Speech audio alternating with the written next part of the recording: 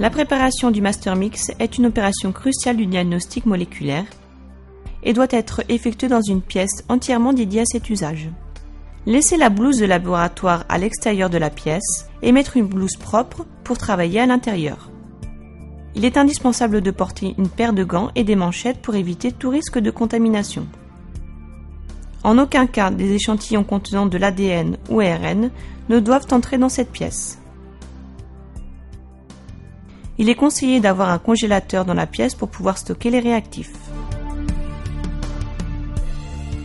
Toutes les solutions doivent être préservées à moins 20 degrés Celsius pour en garantir le bon fonctionnement. Tous les réactifs doivent être décongelés dans la glace à l'exception des enzymes, c'est-à-dire la reverse transcriptase et la Taq polymérase, qui doivent rester à moins 20 degrés Celsius jusqu'à leur utilisation pour éviter qu'ils ne se dégradent. Il est préférable d'aliquoter les solutions mères des réactifs, et en particulier des amorces et des sondes, pour éviter de les endommager en cas de contamination. Vortexer et centrifuger chaque réactif avant de les utiliser afin d'éviter la formation d'un dépôt de matériel au fond du tube.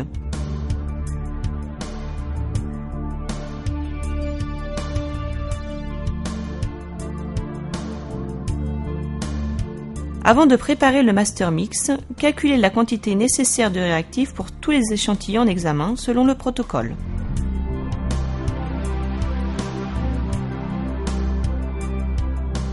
Les témoins positifs et négatifs doivent être pris en compte dans les calculs.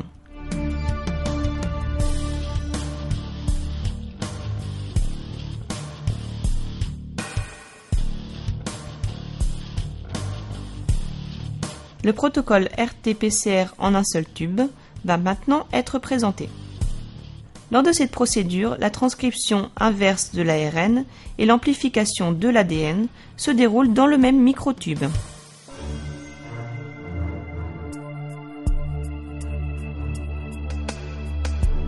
Préparer et identifier autant de microtubes que d'échantillons à amplifier. Pour garantir une distribution homogène de tous les réactifs de la PCR, il est recommandé de préparer le mix dans un seul tube et, par la suite, aliquoter la quantité nécessaire dans chaque microtube de PCR.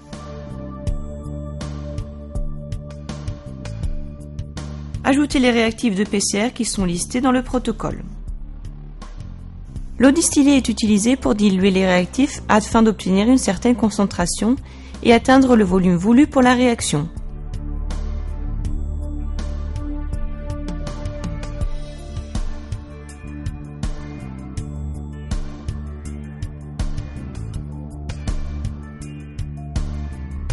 Le tampon de la Taq polymérase est utilisé pour stabiliser le pH du milieu réactionnel afin d'optimiser l'action de la Taq polymérase. Le chlorure de magnésium a un rôle crucial pour l'activité de la Taq polymérase car il agit comme un catalyseur enzymatique. Notez que dans quelques kits, le chlorure de magnésium est inclus dans le tampon. Les désoxynucléotides seront incorporés dans un nouveau brin d'ADN grâce à l'action de la Taq polymérase sur le brin matrice. Les amorces sens et antisens sont de courtes séquences de nucléotides complémentaires aux régions qui encadrent le segment d'ADN d'intérêt.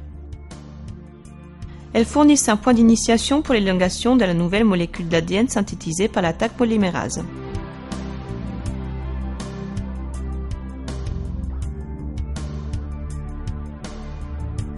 Un inhibiteur de l'ARNase est ajouté pour préserver l'échantillon de la digestion de l'ARNase. En ce qui concerne la préparation du master mix pour le PCR en temps réel, une sonde fluorescente est ajoutée au mix. Il s'agit d'une courte séquence nucléotidique complémentaire à la séquence d'intérêt située entre les amorces. Cette sonde peut être liée à un colorant fluorescent. Notez que les sondes doivent être maintenues à l'obscurité pour éviter la dégradation de la fluorescence. Pour finir, ajoutez les enzymes contenues dans le kit conformément aux quantités prescrites par le fabricant. Elles doivent être conservées à moins 20 degrés Celsius jusqu'à leur utilisation.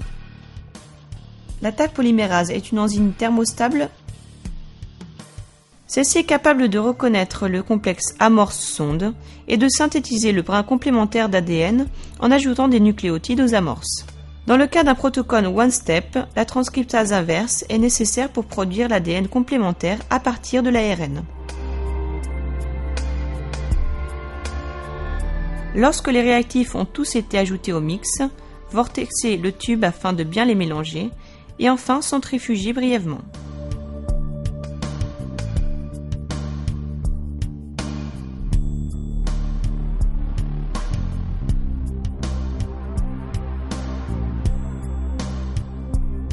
Distribuez alors le mix réactionnel dans chaque microtube stérile de PCR.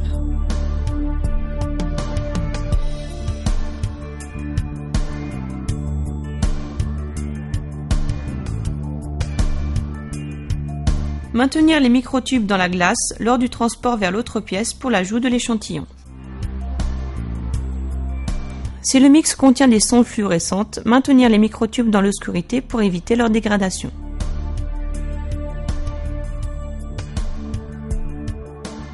Après chaque session de travail, il est fortement conseillé de nettoyer la paillasse et les pipettes à l'aide d'une solution d'eau de javel à 0,5%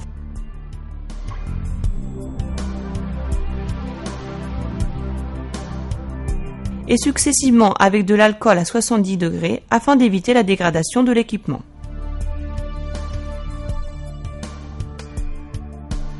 Après la dernière session de travail de la journée, fermez la hotte et laissez allumer les UV pendant toute la nuit. Il est conseillé de mettre les pipettes dans une boîte fermée à l'extérieur de la hotte afin d'éviter que les UV ne les dégradent.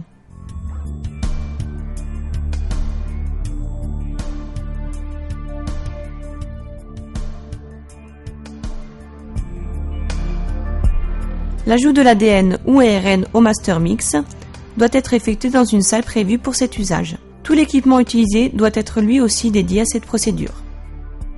Conservez les échantillons d'ARN et les microtubes de PCR contenant le master mix dans la glace pour éviter la dégradation de l'ARN ou des enzymes. Si le master mix contient des sondes fluorescentes, celui-ci doit être conservé dans l'obscurité. Étant donné que cette procédure comporte des risques importants de contamination, il est nécessaire d'ajouter l'ARN en ouvrant et fermant qu'un microtube à la fois et de changer de cône pour chaque échantillon. Ajoutez un témoin positif et négatif de PCR pour chaque lot d'échantillons. Le produit final des échantillons positifs de la PCR est appelé amplicon et est composé de plusieurs millions de copies de fragments d'ADN de longueur définie. Il est fortement conseillé de nettoyer la paillasse après chaque session de travail comme démontré précédemment. Avant d'insérer les échantillons dans le bloc thermique du thermocycleur, centrifugez les microtubes pendant quelques secondes. Enfin, disposez les microtubes dans le thermocycleur, insérez les paramètres en accord avec le protocole et faire partir la réaction. La PCR est une technique extrêmement sensible d'amplification d'une séquence spécifique d'ADN. Il est essentiel pour le bon déroulement de la PCR que l'échantillon diagnostique contienne au moins quelques copies de brins intacts d'acide nucléique, ADN ou ARN, qui englobe la région à amplifier et que les impuretés soient suffisamment diluées pour ne pas inhiber la polymérisation.